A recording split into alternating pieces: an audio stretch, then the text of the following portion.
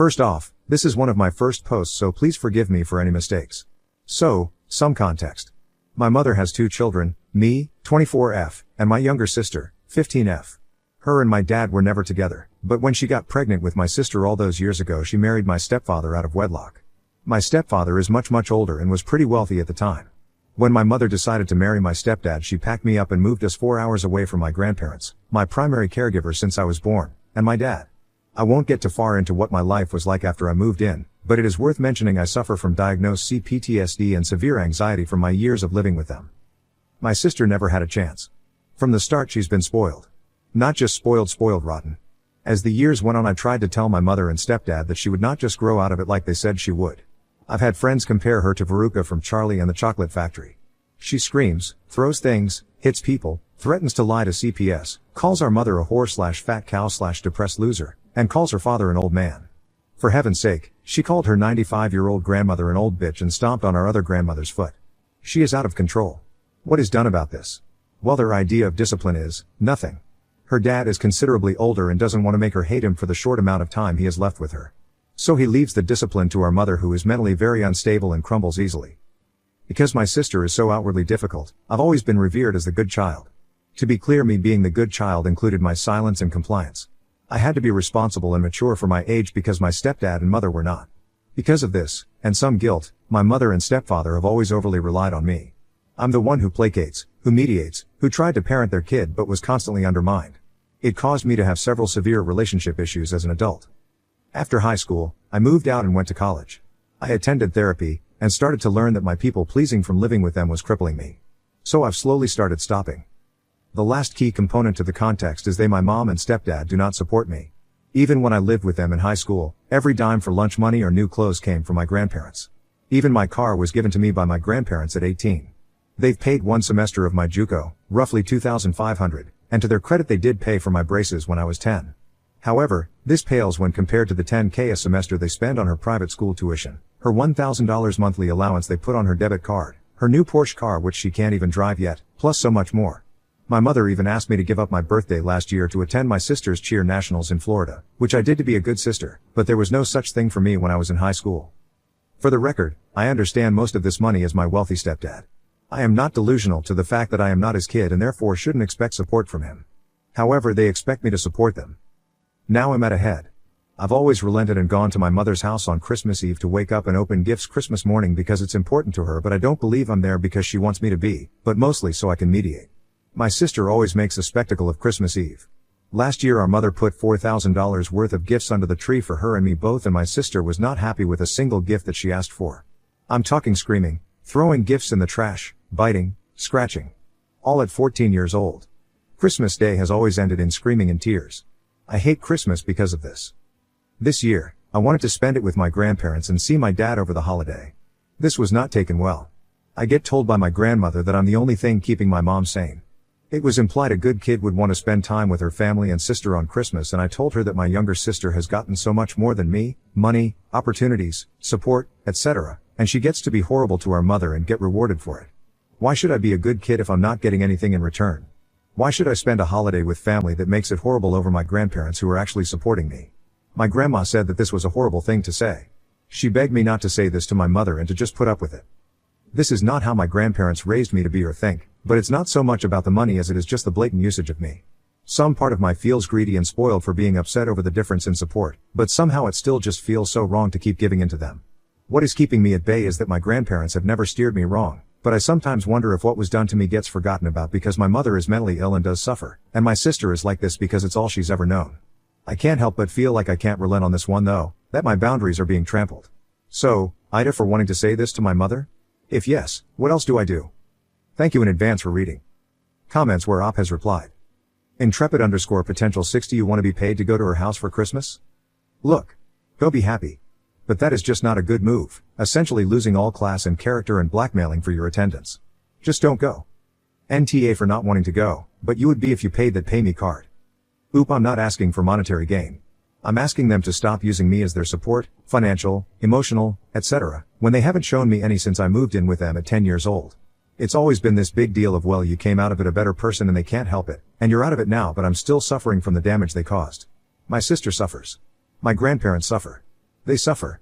But instead of owning up to anything, they'd all rather pretend to have another happy Christmas. I'm ready to bring everything to a head, but then comes the hard truth: I can't be the golden child with nothing in return but misery. Eat up nip, which grandma is this? Why doesn't she support you being independent? Form you mother and trauma.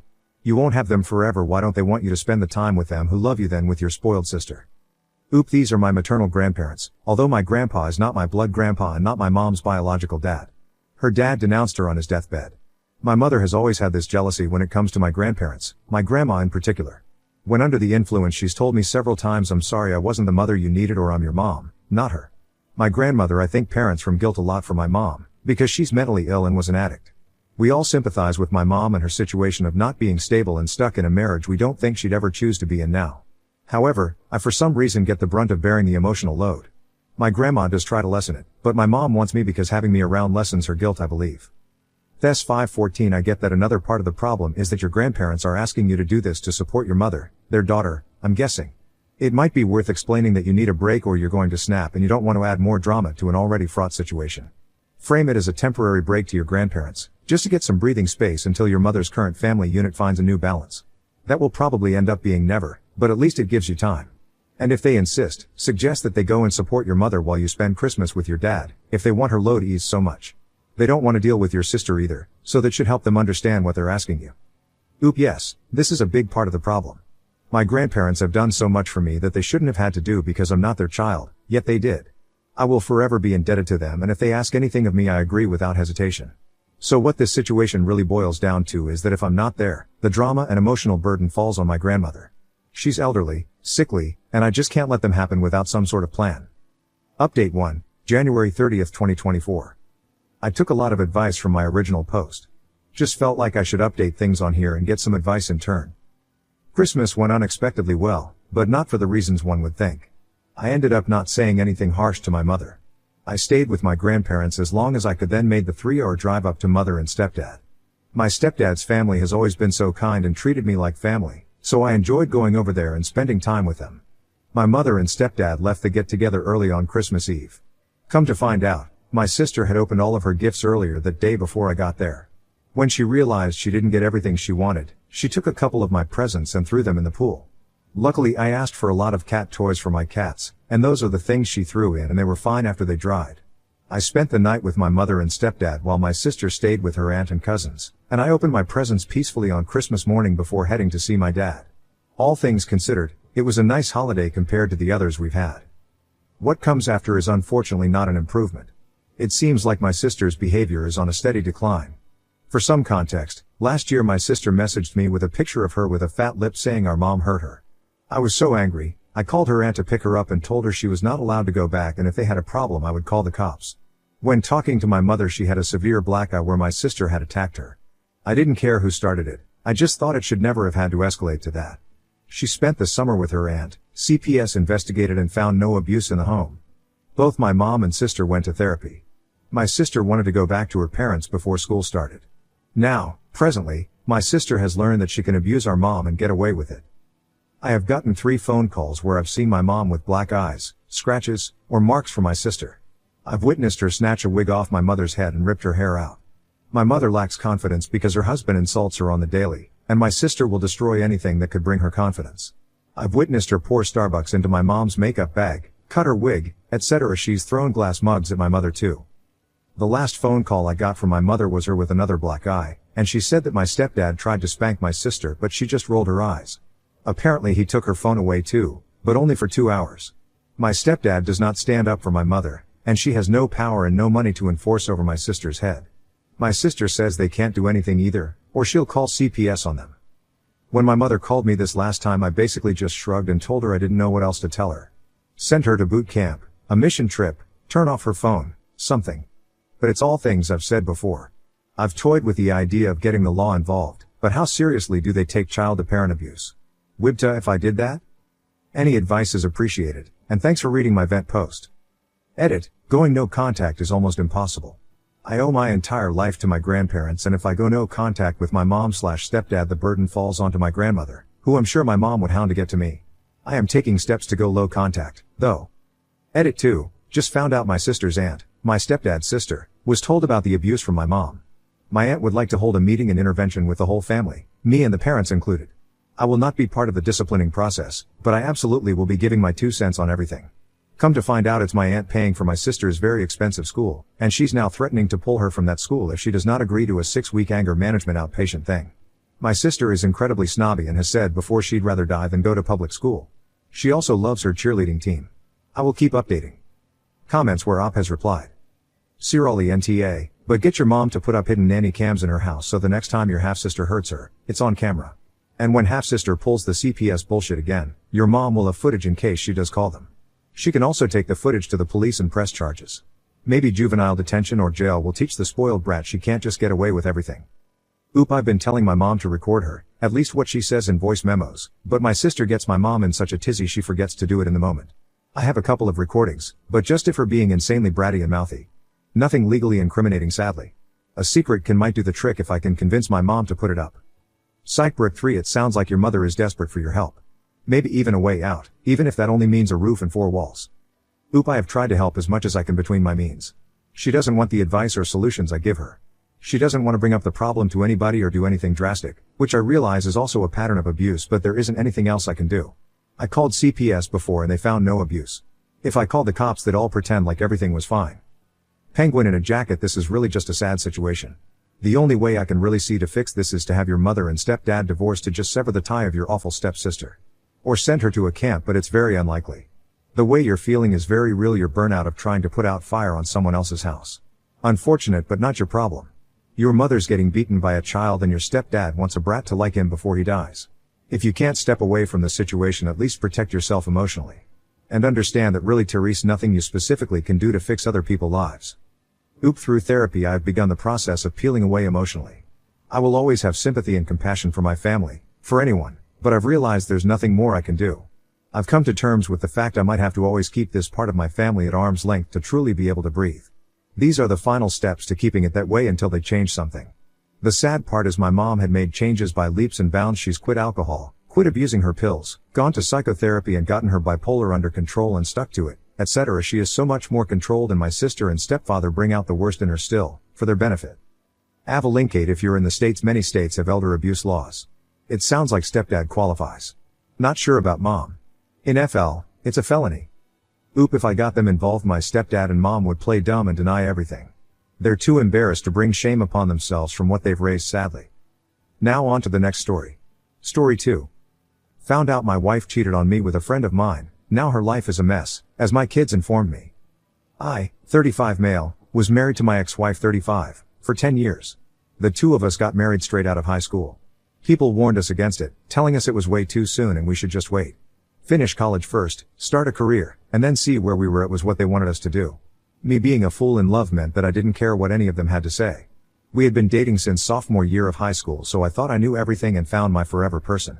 My wife at the time seemed to be on the same page. So, we got married and went to the same college. The two of us lived in married coupled housing, which was helpful for us. Even though we were busy with college, I felt that our marriage was at its strongest in college. After we graduated, we got our apartment and jobs in our chosen fields. Things from there still seemed great. Slowly we were building our future.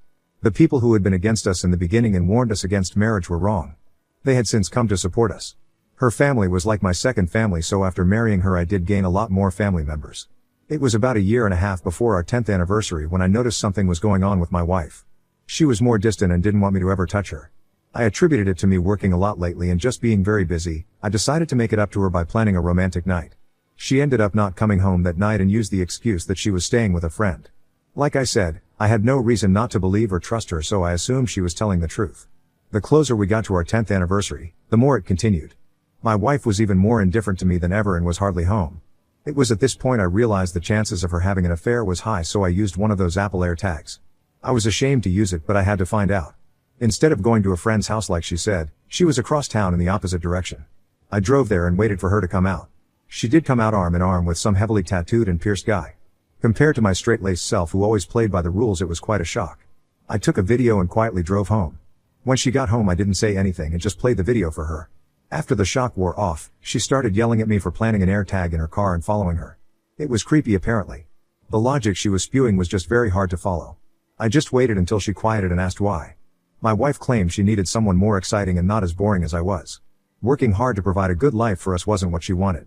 I pointed out that by working so much I was able to help us afford a nice house, car, etc., but my wife just told me she wanted more. If what she wanted was something more, then I was fine with that. True to her word, my wife wanted out as quickly as possible. With me being the breadwinner, she could have gotten a lot of money and spousal support out of me. However, she seemed more focused on the ink being dry on the divorce papers than anything else. She wanted so badly to be with her precious app who was her true soulmate.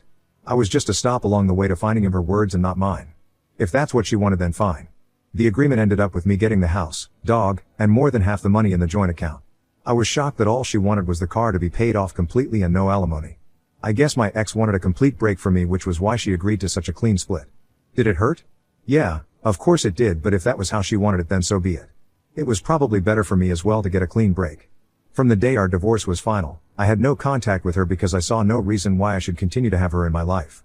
However, we did have mutual friends and I still kept in contact with some of her family members, so I was still privy to certain things that were going on in her life.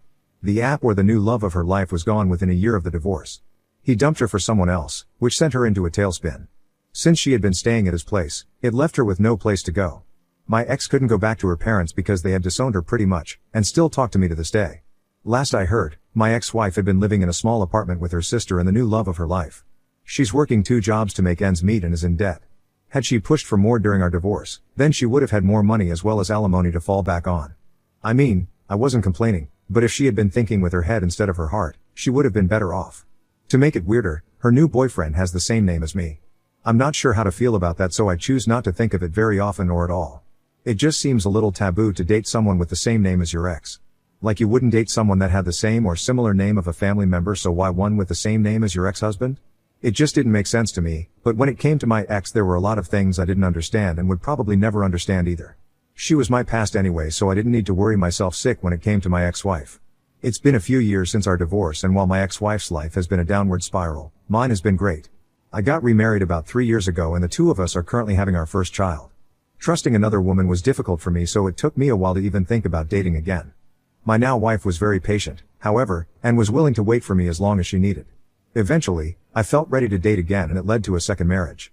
I have even reached a new level of success. My wife and I managed to sell the old house I had with my ex, buy a bigger one, and even have savings to spare. Both of us had lucrative careers, though my wife planned to go on maternity leave once the baby was born. If my ex knew about my new life, then she has yet to reach out to me. I doubt she ever will, which suits me fine. There is no need for her to ever speak again, but sometimes I do wonder if she regrets having an affair and hurrying through a divorce so she could be with her app. Chances are my ex regrets it, but what comes around goes around. For my ex, truer words had never been spoken.